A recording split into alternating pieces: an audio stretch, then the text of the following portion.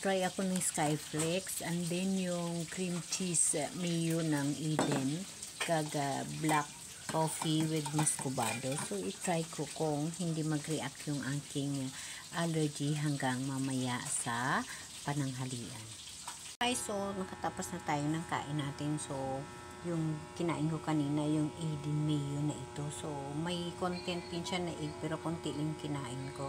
Now, titingnan natin kasi first na kain ko, hindi ako nag-rasis and now second time ko na nakain. Titingnan natin kung mag-rasis ako. And then gumagawa ako ng tuna sandwich, ibang mayonnaise ang ginamit ko. So, nagtigim pa rin ako. So, titingnan natin for today kung magra-rasis ako na ito sila ay may content na mga egg. But konti lang naman ang kinain ko. Dito lang ang medyo marami-rami, siguro 1 tablespoon with the Skyflex yung ginawa ko. So, titingnan natin. And now, napabili ako ng bread na ito. Pero may wheat bread pa rin kasi sabi ko mag-try din ako ng isang piraso. Hindi pa ako nakakain ng kahit anong bread simula nang ako ay naglabas yung aking laboratory na positive yung CRP ko, yung blood test ko sa worst na allergy. So, hindi pa ako nito nakakain kasi nung na emergency hospital ako ay nakalagay doon na hindi ako pwede kumain ng wheat bread. So, may wheat flour pa rin itong ginamit. So, wag na ako mag-try kasi naipon-ipon na yung bawal. Egg bawal ako. So, ngayon, dalawang mayonnaise na mayroong egg ang kinain ko for today. So, titingnan natin kung saan dito yung mag-react. Ito, may wheat flour pa rin pala. Pinabili ko nga ang puti kasi sabi pwede ako sa puting tinapay pero may ingredient pa rin siya na wheat flour. So, wag na ako mag-try. Kasi may wheat flour pa rin siya eh. Hindi talaga ako pwede sa brown bread sa mga wheat flour na tinatawag. So, hindi na tayo kakain nun. Skyflex na lang tayo. So, ito, titingnan natin hanggang maghapon kasi nagtikim ako ng isang klase ng mayonnaise. Yung tuna sandwich ko, hindi ako nagtikim. Kaya, so okay lang. Titingnan natin. 5 AM na. So, yung mga kinain ko kanina na mga ito na mga pagkain. So, for now, nararamdaman ko is mabigat yung katawan ko. Pero, hindi ako nag-process. Pero, mabigat yung katawan ko. At nag-try din ako ng cold papaya na mainit. So, namimigat yung katawan ko. Pero, kaya ko lang.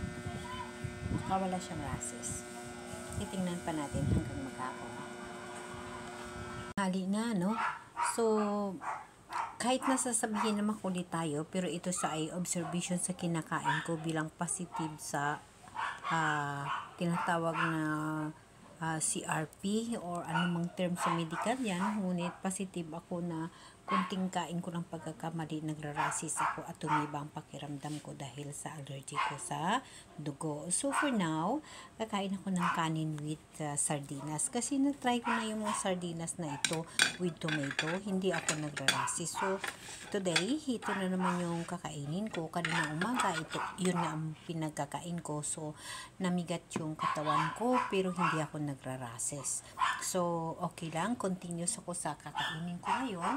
Hanggang sa mamaya gabi sa pagpahinga ko, i-monitor ko kung anong kinakain ko upang malalaman ko kung anong nagkarapat dapat kong kainin. At least guys, tanghali na hindi ako nagrarasis.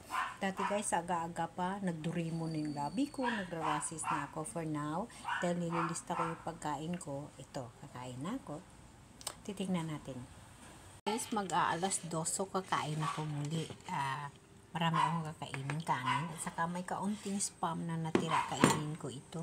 At saka yung sardinas at saka miswa. So, ito ngayon ang kakainin ko. Kumbaga, lunch and merienda ko na. So, titingnan natin kung mag-react yung ating allergy sa food na kinakain natin for today. Lahat ng mga pagkain for today nililista ko para malalaman ko kung magre-react yung allergy natin. Para at least makokontrol ko yun ang kakainin ko sa susunod. Pag mag-react yung allergy natin, titingnan ko kung ano ba talaga yung nakain ko na nag-react yung allergy natin. Ang hirap guys, bilang positive tayo sa CRP blood test natin na kumbaga yung immune system natin, yun na nga, kinakalaban natin yung ating sarili. So, mag-aalas 6 na ng hapon. So, walang reaction sa allergy natin. So, lahat na kinain natin, next time, kakain na naman tayo ng pakunti-kunti. So, ito yung result ng aking laboratory ng hematology examination. So, ito siya. Yan. Yan yung result. And then, ito yung result naman ng aking serology examination report. Serology, no? Specimen serum. So, interpretation positive. Ayan, ito siya. Yan. Positive. Na result 10. Yun ang sinasabi ko na CRP. Ito pala yung tinatawag na serology examination. CRP result 10. Interpretation positive. So, yun ang yung explain sa akin ng doktora ko is wala daw akong naramdaman na sakit, wala daw, pero kinakalaban ko yung sarili ko. Yun. Immune system. Ano ba yun? Basta term kasi sa medical, medyo mahina ako dyan, pero yun lang ang naintindihan ko. Kinakalaban ko yung sarili ko. So, dahil nga, pag kumain ako at masipyat ako, nagrarasis, palangati, lahat na lang na rasis na hindi mo maintindihan sa katawan mo, tumutubo. Yun. Kaya may gamot ako sa anti-allergy. So, yan ang binabantayan ko ngayon. So, papasalamat pa rin ako kay Lord kaya after ko na stroke. And then, hindi malukit-lukit ko ano ba talagang dahilan kung bakit ako'y na-stroke. Kasi normal naman lahat ko na laboratory sa katawan ko, what you call this, puso, liver, supply, lahat kidney, normal. Pero bakit na-stroke ako, diba? So, nagka-blood clots ako. So, unti-unti ko nang naunawaan na noon pa, alam ko na may allergy ako, pero hindi ko confirm na ganun katindi yung aking allergy. Kaya, ini-ignore ko lang yung pakunti-kunti na yun hanggang sa nakikita ko na talagang nagmamadali isa. Halos kumakalat at yung puso ko parang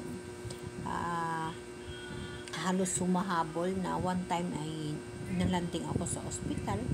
Pagdating ko sa ospital, agad against steroids ako ng 3 injection. So, nang naglaboratory ako, ito na yung laboratory ko, ang serology examination, special daw yun na pag-test sa dugo at saka hematology. So, yun, positive tayo guys. So, araw-araw, minomonitor ko yung pagkain ko na sa makagaya ko, bihira lang yung sakit na yan at saka bihira lang yung doktor yan dito sa atin sa Pilipinas, sabi ng aking boss. Kaya, yung pagkain ko, minomonitor ko. So, sa mga may positive dyan sa CRP dyan, sa may allergy sa dugo dyan, yun na lang ang gagawin natin ng technique. Ililista natin yung kinakain natin, avoid natin yung kagaya sa akin.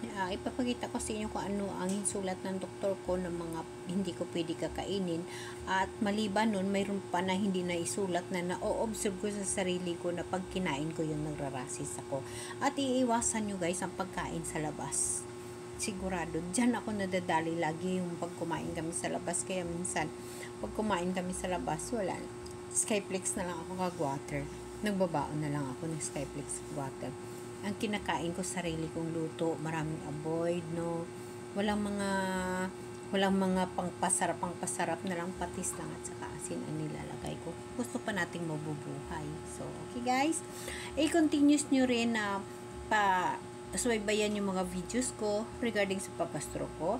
And then, ito ngayon, positive na naman tayo sa tinatawag na ang ating serology natin is ang examination report niya is ang CRP natin is positive. So, immune system na naman tayo ang sakit natin. So, ito na natiling lumalaban sa agos ng mundo. At ang kinakain ko, pinipili ko at nililista ko yung mga technique at saka mga style sa mga kinakain ko. Yan ngayon yung aking pinupokusan, ano. Kag-isa pa yung mga recipe natin na pinapakain ko sa aking mga boss, mga Liz Oil yan. Kaya I hope na dahil sa paggawa ko ng mga sariling pagkain na talagang simple and healthy, I hope na recover tayo or makaya nating gampanan yung buhay natin dito or ang health natin sa mundo. Bilang na stroke person, gumaling ako ng dahil sa pagkain na ginagawa ko, pinag-aaralan ko yung sarili ko kung paano ako makarecover at ano ang gagawin ko. Ngayon na naman, nagkaroon na naman tayo ng positive sa ating CRP, sa serology, ay, yung sa dugo natin kumbaga. So, positive na naman tayo. So, yun na naman ang lalabanan natin. So, today guys, ang lahat na kinain ko ay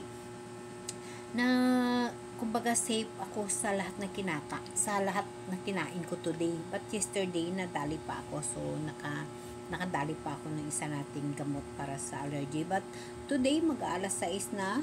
Thanks Lord kasi safety ako at busog. Hindi ako nagutom kasi marami kong kinain.